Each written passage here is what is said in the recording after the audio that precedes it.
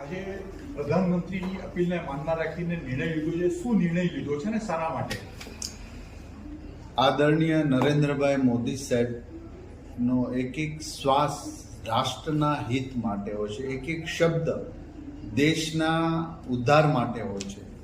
ત્યારે આ યુદ્ધના સમયની અંદર પેટ્રોલ ડીઝલ પૂર્ણ રીતે ભારતની અંદર ઉપલબ્ધ છે જ, પરંતુ એમનો યુઝ વ્યવહારિક પૂર્ણ કરવો જોઈએ એવી કાલના સમસ્ત પાટીદાર સમાજના ફંક્શનની અંદર એમને વડાપ્રધાન તરીકે અપીલ કરી છે. ત્યારે જે એને રાષ્ટ્રહિતની વાત કરી છે અને આપણું હુંડિયામણું પણ એટલું જ જતું રહે છે.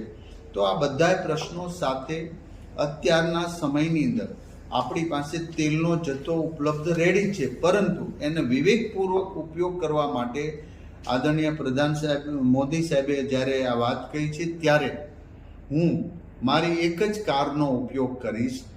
પાયલોટિંગ કાર લગભગ તો બહુ ઓછો યુઝ કરું છું. તો આ પાયલોટિંગ કાર, કારણ કે 2 કાર થઈ જાય તો એ કારનું જીપનું વધુ ડીઝલ બળતું હોય છે. તો આજે આદરણીય નરેન્દ્રભાઈ મોદી સાહેબના એ વાતથી હું પણ એક નાગરિક છું, અમે એમના સૈનિક છીએ. ત્યારે હું ચોક્કસ પ્રમાણે એમનો ચુસ્તપણે પાલન કરી ઇમરજન્સી કે અતિ ઇમરજન્સીના સમય ક્યારેક એવું બને તો જ, નહીતર હું પાયલોટિંગનો ઉપયોગ કરવાનો નથી. જ્યાં સુધી આ પરિસ્થિતિ 2, 4, 6 મહિના સુધી રહેશે ત્યાં સુધી ડીઝલનો ઉપયોગ વ્યવહારિક પૂર્વક કરી અને એનું બચત થાય એ રાષ્ટ્રની બચત છે. અને આદરણીય નરેન્દ્રભાઈ મોદી સાહેબના એક બહુ વચને અમે બંધાયેલા છીએ.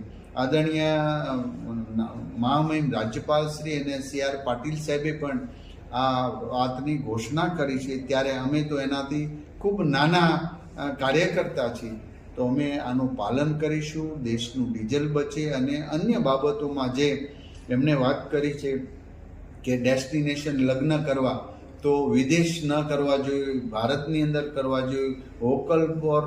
લોકલ ફોર વોકલની જે વાત કરી છે એ પણ દેશના મજૂરથી લઈને અન્ય લોકો પોતાની જાતે બનાવે છે, આ બધી ખરીદી કરવાની, આ બધી જ બાબતો કહી છે, એનું અમે પાલન કરી રહ્યા છીએ. અને આજથી હું પાયલોટિંગનો ઉપયોગ સદંતરે બંધ કરું. ઇમરજન્સી ક્યાંક એવું હશે તો જ લગભગ અમે કરીશું જ નહીં.